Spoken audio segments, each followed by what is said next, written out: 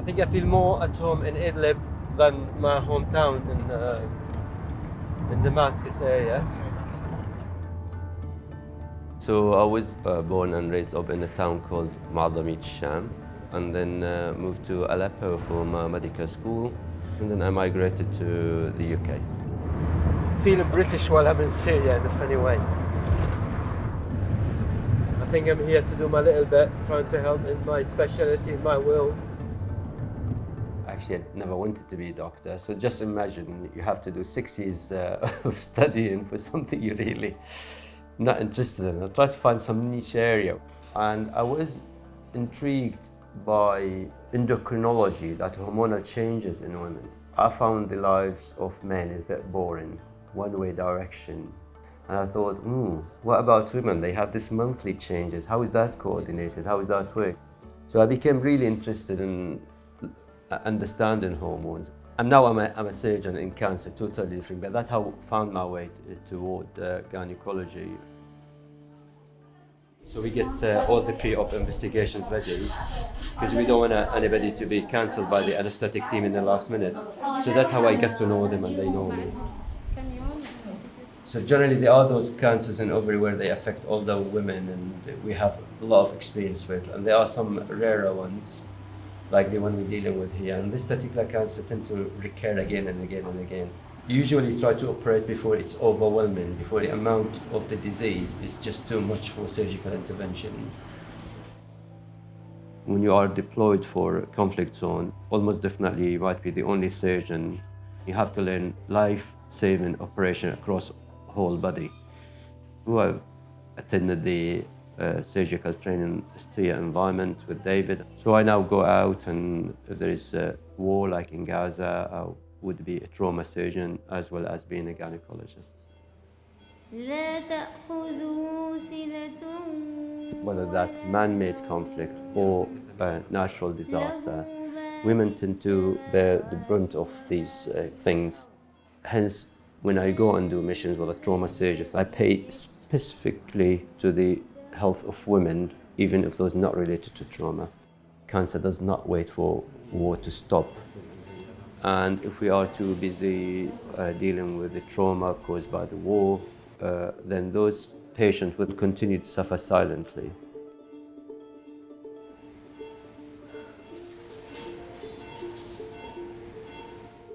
My specialism, gynae-oncology surgeon, it just doesn't exist in Syria. So hopefully with surgeons like Ikram and other colleagues here, things will move forward to help women with gynecological cancers. And you see, she's really paying attention how they're doing it. She's very keen on her trainees. I am an obstetric and gynecology doctor, live in Idlib in Syria from a long time. Previous to this, I was the manager of this hospital for a long time. Here in Idlib, all the OBG are general OBG, no specialized in tumor or cancer operation, such as Dr. Salah. Dr. Salah is a big chance to me. He make me do that operation with him. And in the future, I will do it without anyone. Ovarian cancer. But she's very young.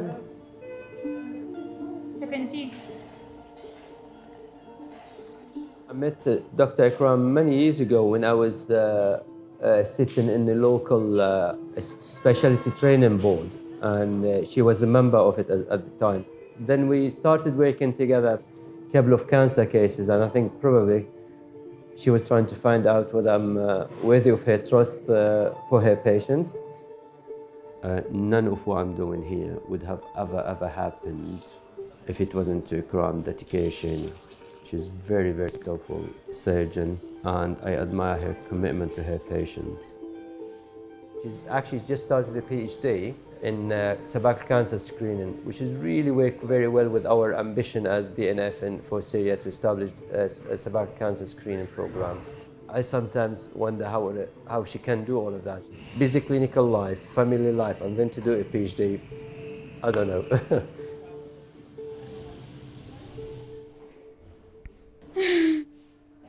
My head will be exploded. I want to help the people here, because the people suffering for a long time. This operating cost a large number of money. That service here is free of money. I born in Idlib and go to Aleppo to university, become a doctor and return to Idlib. So I stay here all the time, and the war, I watch it. I see a large number of people and suffering from all the things of the war. I don't want to remember anything taking place in the past. It's very harmful to me. Most of the doctors leave Syria and go. I stay in Ma'arit and Noman, and the only OBG doctor in all the area. I told my husband, if all the people leave Syria and go, who is stay here and help those people? If I don't do this job, I think there is no one interested to do that. I choose to stay with the people, and I look for the future. How was that? Very beautiful.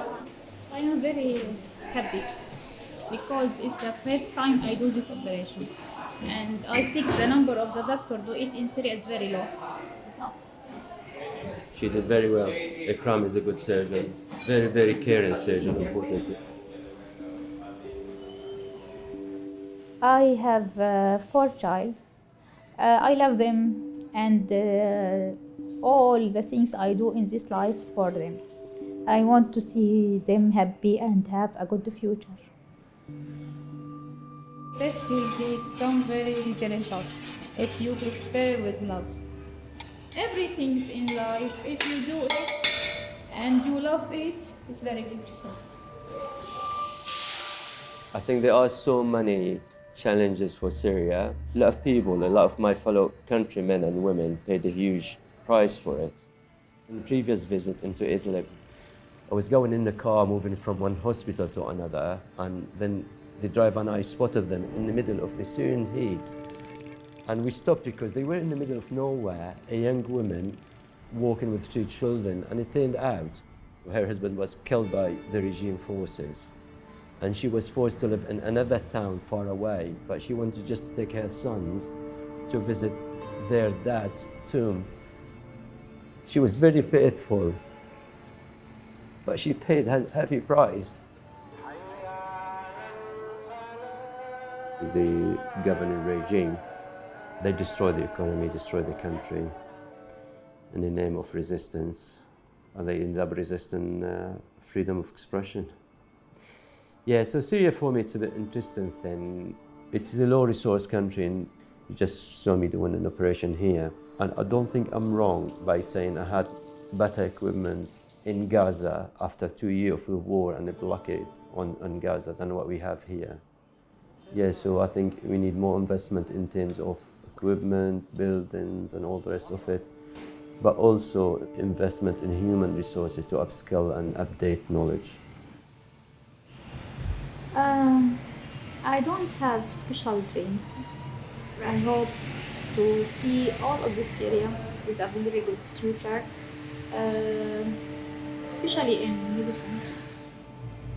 Just want people to stop fighting.